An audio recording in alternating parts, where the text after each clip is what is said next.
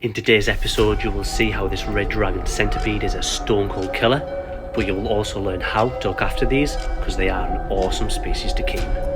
Don't forget to subscribe.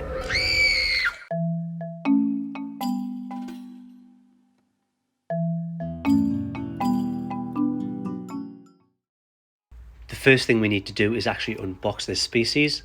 I bought these from Venomous Visions. They have a really good reputation, and I've also been there and seen their stalls at invert shows, so it was really cool and safe for me to order from them online, knowing I'd get a really good and healthy centipede. This is what they are. They are Scolopendra dahani red tie dragon. This is, I'm not sure if it's a male or female, I'll find out over time, but at the moment I just want to put her or him, I'm kind of assuming, back away and start building this tank. I'm going to be running through this very quickly today because I've got a million of these types of builds on the channel. The only difference is I used a very small drainage layer, and the reason being I wanted to have as much depth in the soil that I could possibly have for this size of tank. It's a 30cm cube, so it is a temporary setup. Once I've had this centipede for a little bit longer and it started to grow out, because it's a sub-adult at the moment, I will then just be transferring that directly into a brand new setup, which will be 60 centimeters long instead of 30, and it'll be 45 centimeters deep as opposed to 30 as well. So it does give you that extra depth. I only use moss for this build. The reason being is I didn't have any smaller plants in at the time, so I actually ended up just using some of the moss from my propagation tubs. There is a video on the channel for that as well, just if you want to go through and have a little look, you can. But I used a lot of moss for this. I ended up using a nice cleanup crew as well at the same time. I made sure that they were able to tackle any mold outbreaks, any decomposed waste in this setup, and I also added some dwarf purple isopods, and I will be showing a little bit of footage of those springtails and things a little bit later on in the video.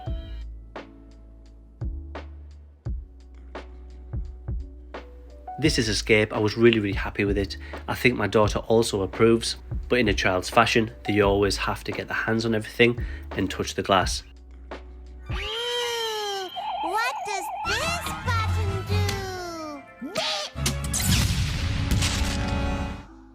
I might be showing my age with that program there, but I used to love watching Dexter's Laboratory as a kid.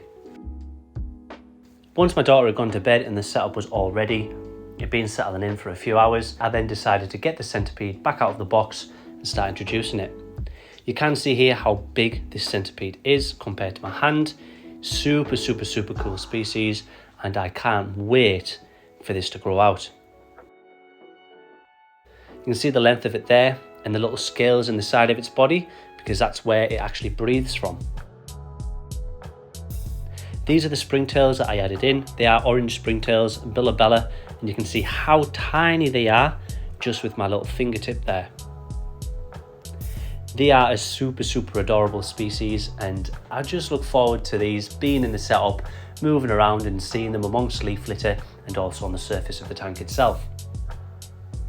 They'll do a great job of cleaning all of that organic waste up and just keeping the tank generally clean. The first time I fed the centipede, which was a cricket, I didn't actually end up catching it in time. I didn't realise how fast these are and how quick they strike. Here you'll see though that this cricket just stands no chance whatsoever. And at this point it gave me a massive eye opener in that I need to start introducing larger pieces of food items for him. You can also see here it tries to hop away, but just doesn't stand a chance.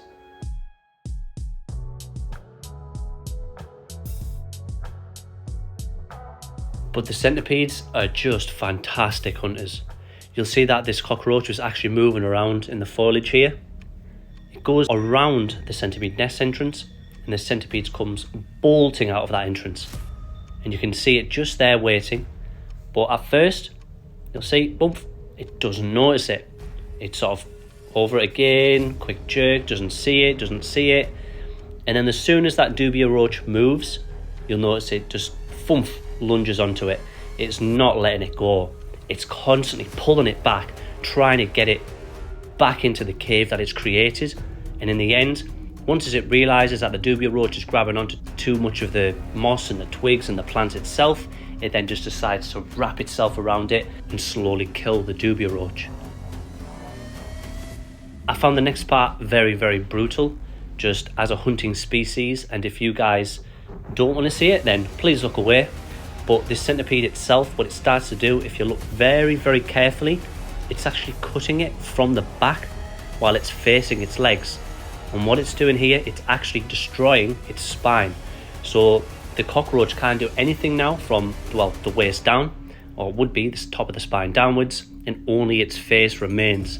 And even during that period, it's still eating it, chewing it away, and then eventually disconnects the spine from its body itself and just begins to slowly behead the dubia roach. And I do find this mega evil and mega brutal as a species of hunting animals.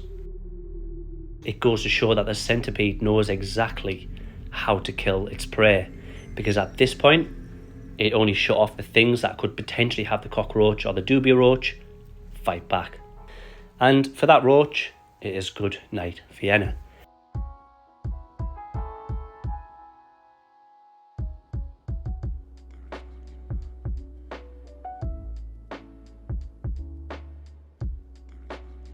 The next one, you can see this roach is just walking around the tank. The centipede straight away has noticed it because it's felt the vibrations on the surface, comes out of its nest and cave, and as you look here, it's just moving around, checking different entrance holes. Where are you? Where are you? And as soon as it sees it here, bang, grabs on again. Now these are just ferocious predators. If you do like the video, don't forget to smash that like button for me. I will be showing even more footage of this centipede as we roll it out, but I just want a quick second to mention all of my patrons, all of my members of the channel, every single person that's clicked on the video today to view it. I can't honestly thank all of you enough, and I really appreciate every single one of you. So thank you very much for clicking on today's video. Leaving a like, subscribing, or leaving a comment goes a million miles for the algorithm for the channel as well. So if you want to do that, that would be awesome, and it would really help me out. But other than that, as always from me, peace and love. I'm out.